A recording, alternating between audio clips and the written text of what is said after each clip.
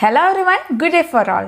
Welcome back to Ayur Samveda, a smart way to Ayurveda. I am Dr. Kavya Vasudev and you are watching Series 1 Padartha Vijnana. Please subscribe to my channel and enable the bell button for continuous updates in Samhita.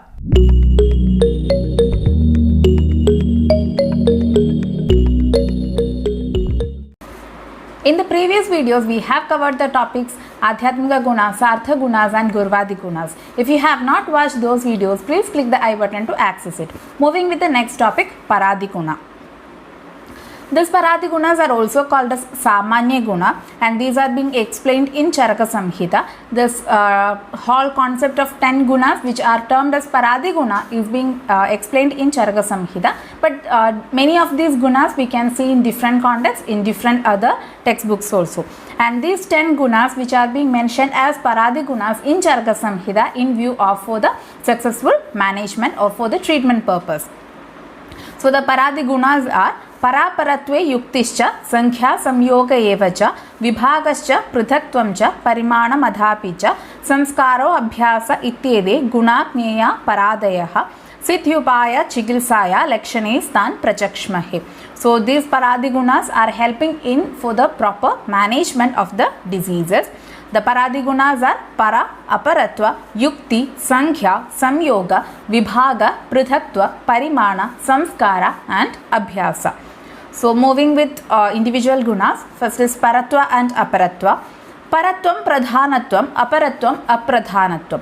Here the Paratva and Aparatva is mentioning the superiority and inferiority of a substance. The Paratva is considered to be the Pradhanatva or the Sreshtatva, that is the superior qualities of a substance, and Aparatva refers to the Apradhanatva or Kanishta, that is the inferior qualities of a substance.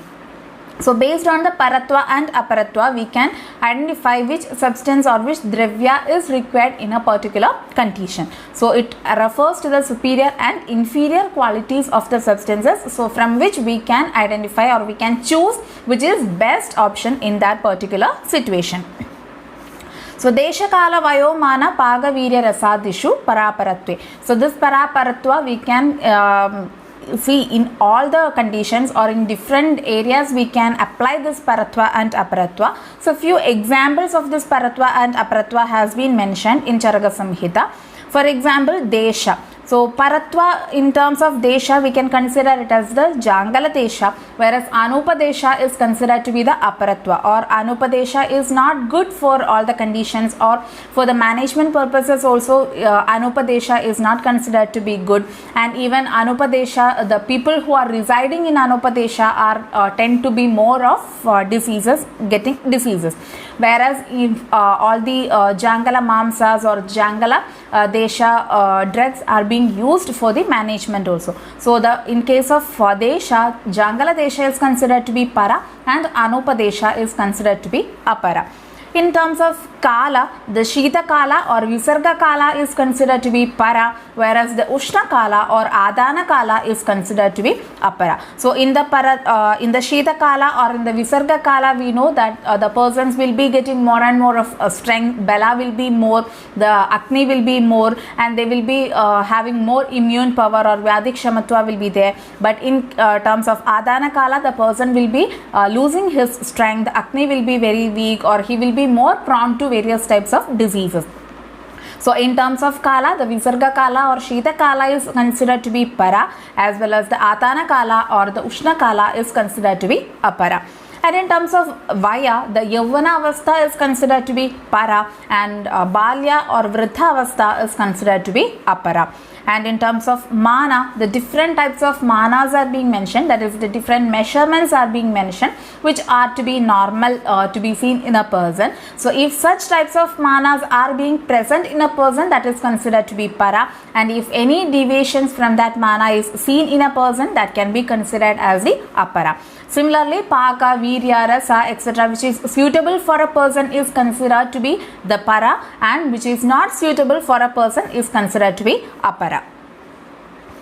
And as per Vaisheshika Darshana, the paratva and aparatva has been mentioned as paratva can be considered as the distant, larger or heavy objects, etc. Whereas aparatva can be considered as the substances or the objects which are very nearby or the smaller or light objects. So this is the another topic or the concept which has been mentioned for paratva and aparatva in terms of Vaisheshika Darshana. Next, moving with the yukti. Yuktischa yojana yatu yujyate. So the planned combination or mixing of something is considered to be yukti, and application of a proper object is also known to be yukti. युक्तिश्च इत्यादौ योजना दोषादि अपेक्षया भेषजस्य समीचीना कल्पना.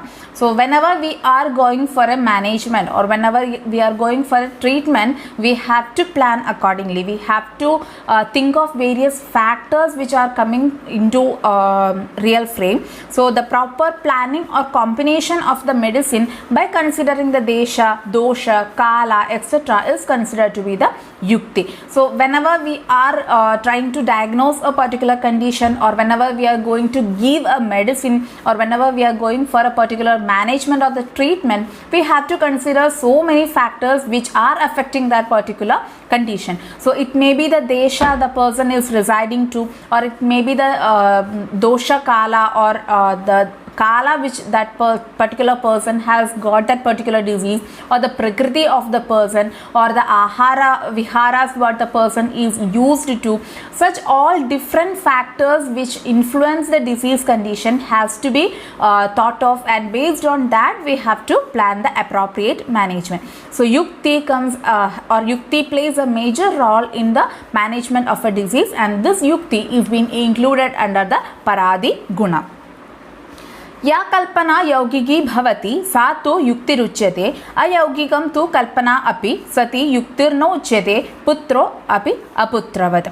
So if any combination of medicines is being done with the proper planning, we consider it as the yaugika kalpana, and if it is not being done without any proper planning, it is considered to be ayaugika. So here for example it has been mentioned that if a son is not following the proper good conduct or code of conduct, he is not considered to be the son. Aputravat it can be considered, though he is a son, he is not following the codes of conduct. Similarly, whenever we are following a kalpana, or whenever we are giving the medications, or whenever we are planning for any shamana or shodhana aushadhis to a particular patient, we have to consider so many factors which are influencing that particular condition of the patient, and based on that planning we have to suggest him medications or the treatment. So if we are doing such medications, or if we are giving such treatment after a proper planning, then it is considered to be yaugiki kalpana or yaugika chikitsa, and if it is not being done, it is considered to be ayaugika. Next guna is sankhya. Sankhya syad ganitam. So it indicates the number. Different number has been mentioned in our shastras. For example, the measurement of height, weight or age of the patient. So these are few examples which we can see the numbers which has been mentioned. Ekatwati vyavahara hetuhu sankhya. The guna which is responsible for the counting, like 1, 2, 3, such countings can be done based on this guna, that is considered to be sankhya.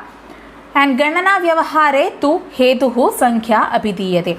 That factor which is responsible for counting is considered to be sankhya. It helps in understanding the number of days or the number of objects, materials, etc. Even in our shastras there are different number of things which are being mentioned based on the number, or it has been given importance to different numbers such as tridosha, saptadhatu or navakarana dravya. So these all are the numbers have been given more importance. Dosha means we know only there are 3 doshas. Dhadus means we know there are 7 dhadus or sapta dhadus are there. So these all numbers are having very much importance in our shastra, or even in our sharira it is having very much importance. For example, we are considering the number of bones. We know the number of bones or the number of teeth. Such all concepts has the importance of number, which is being coming under the guna called as sankhya. Next guna is samyoga. Yogaha saga saha samyoga uchyate. The union or joining is considered to be samyoga. So dravyanam dvandega sarva karmajo anitya evacha. Whenever we are combining some things together, that is considered to be samyoga. This combination can be in different forms. It can be combination of two things, or it can be combination of three things, or it can be combination of many things also. So that combination of different things or substances is considered to be samyoga.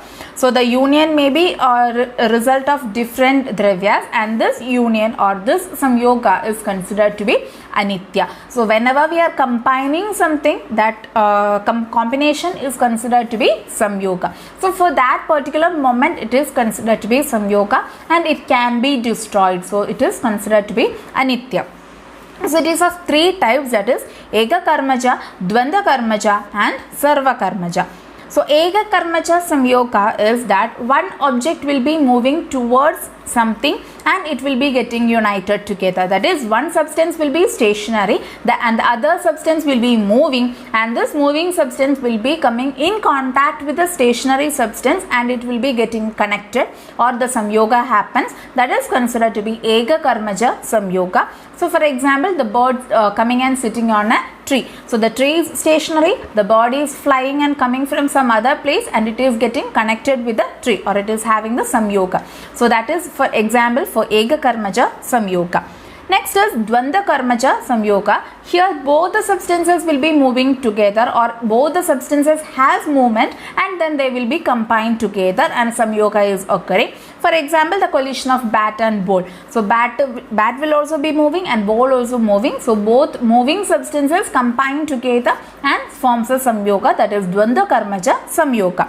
And sarva karmaja samyoga, many things will be moving together, or more than two substances will be moving together and it will be combining together to form a samyoga, that is considered to be sarva karmaja samyoga. So for example, if you are putting a grain into a heap of grain, it will be having a combination, or it will be having a samyoga. So many things are there, or many grains are there, so it all will be having a samyoga. So that samyoga is considered to be sarva karmaja samyoga. So whenever the substances are combining together or uniting together, that is considered to be samyoga. So different types of samyogas are there. It is eka karmaja samyoga, dvanda karmaja samyoga, and sarva karmaja samyoga. The opposite of this samyoga is considered to be vibhaga. So already it has been mentioned in samyoga that it is anitya. Whenever the substances are combining together, that particular moment it will be samyoga happening, and after that it can destroy that samyoga, and that particular concept is called as vibhaga. Samyoga nashago guno vibhagaha. So whenever the samyoga nasha is occurring, that is considered to be vibhaga, that is the destruction of union of something, that is considered to be vibhaga. That guna which destroys the samyoga is called to be vibhaga. So for example, there are two types of vibhaga. It is karmaja vibhaga and vibhagaja vibhaga. So karmaja vibhaga, if there is a joining, that is if a person is holding a book or pen or something, there is a samyoga, and we are separating that hand from that particular object, there is a karmaja vibhaga. We are taking hand from that book, then there is a separation of that person and the book, or separation of the hand and the book, that is considered to be karmaja vibhaga.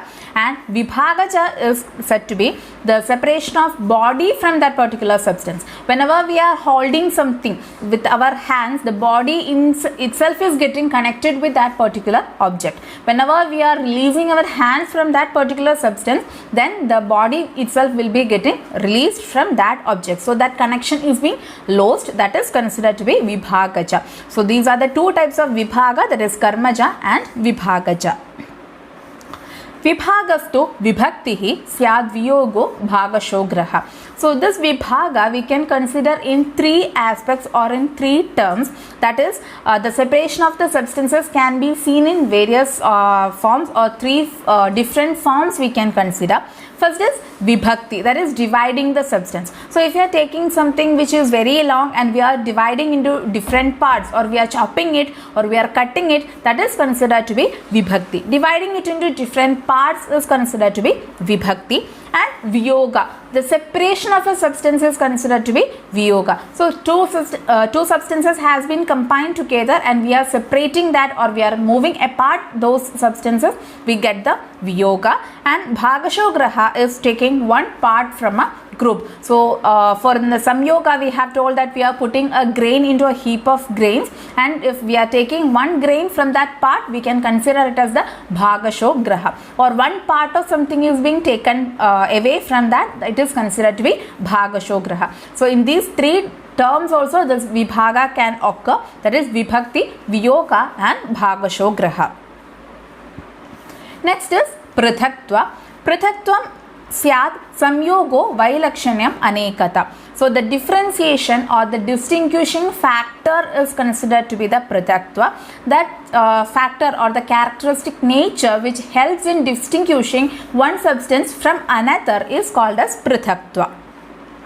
So prithak vyavahara asadharanam karanam prithakvam. So that differentiation or the distinguishing factor is considered to be the prithakva, and it is of three types, that is asamyoga, vailakshanya and anekata.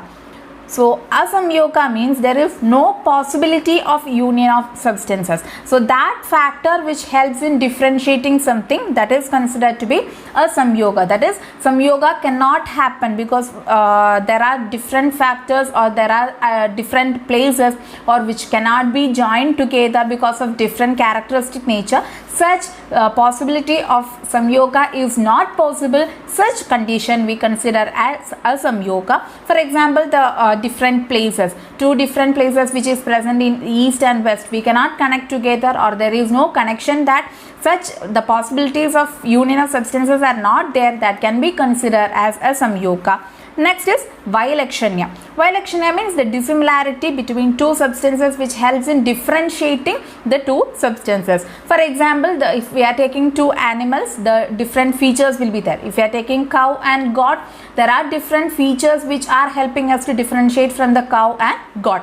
So such dissimilarities or the characteristic features of two substances which helps in differentiating those two substances from each other, that is considered to be vailakshanya. And next is anekata, that is the dissimilarity in features of substances in the same jati is considered to be anekata. So if we are taking a group of cow, each cow will be having different features. So in a group of cow itself, we can differentiate each cow because of the special features which is present for each and every cow. So that is considered to be anekata. So this feature which helps us to differentiate something from another, that property or that guna is considered to be prithakva. Next guna is parimana. Parimanam punar manam. So the measurement which has been mentioned is considered to be the parimana.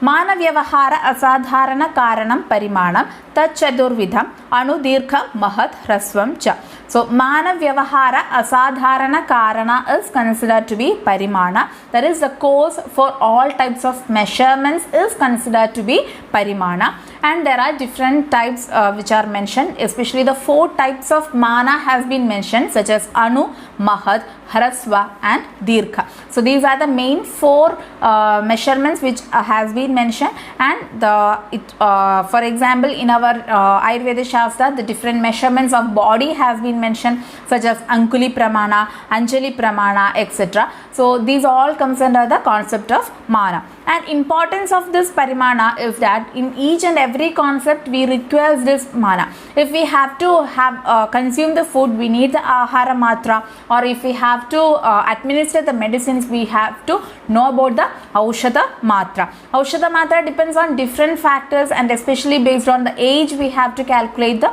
matra. It's not the same quantity of medicine we are administering to a child, or to a middle-aged person, or to a person who is very ill, or a person who is aged, or based on the condition of the patient, or based on the time we have to give different matras, or based on the dosha predominance we have to give the different matras. So the matra plays important role in terms of the management. Next guna is samskara. Samskaraha karanam madam. So the samskara is also referred as karana, and it means the manipulation of the guna. The changing of guna is considered to be samskara or karana. Samskaro hi gunantaradhanam uchyate. So samskara means gunantaradhana, that is the transformation of guna is considered to be samskara, that is the changing the quality of guna dravya, or the changing the guna of a particular dravya is considered to be samskara. And different types of samskara has been mentioned in Charaka Samhita Vimanasthana, that is Toya Sannikarsha, Agni Sannikarsha, Shauja, Manthana, Desha, Kala, Bhavana, Kala Prakarsha, Bhajana, etc. So Toya Sannikarsha, whenever we are putting something in the water or soaking something in the water, or even if by washing, such all things, it gives the change in the quality or quality. Agni Sannikarsha, whenever we are cooking it, that too in different method of preparation, it will be different changes. Then Shauja, again cleaning something. Manthana, that is churning. Then based on Desha and Kala, it has been mentioned that whenever we are procuring some drugs from a particular Desha, that Desha will have the influence on that particular drug. And it also mentioned that if we have to get the Shita Virya Dravyas, we have to go for the places which are having Shita Guna more, or which are very cold in nature, to procure more Shita Virya Dravyas, and as well as the Ushna Virya Dravyas can be get from the places which are more of Ushna in nature. So that particular Desha as well as the Kala will also influence the properties of a particular substance. And Bhavana, what method we are using, what preparation methods we are using, that also depends on the changes of the quality, or the guna will be changing. If we are steaming something, if we are pounding something, if we are baking something, all these different methods of preparations will give some or the other different results in the guna. Then Kala Prakarsha, again if we are keeping it some time,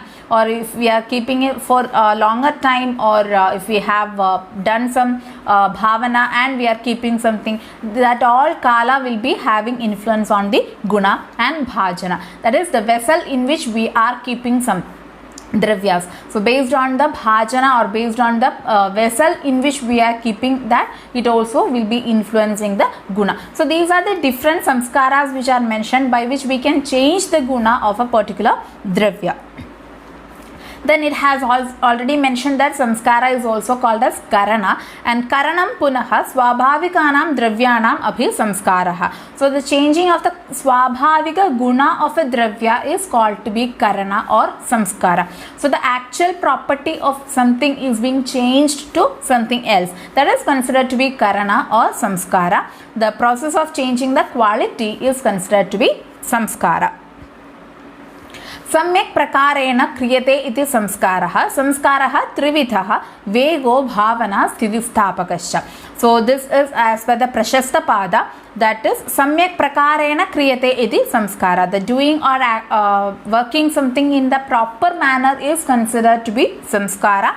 And as per Prashasthapada, three types of samskara has been mentioned, that is Vega, Bhavana and Sthitistapaka.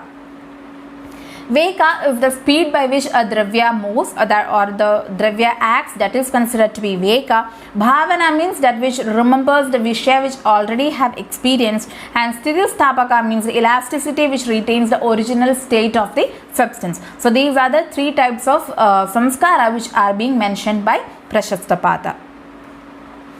Next is Abhyasa. The last guna among the Paradi gunas is Abhyasa. Bhavabhyasanam abhyasaha sheelanam satyata. So whenever we are practicing something, or whenever we are continuously doing something, that becomes abhyasa for us. So repeating any activity again and again helps in attaining the abhyasa for that particular thing. And there are two types of abhyasa, that is sheelana and satyata.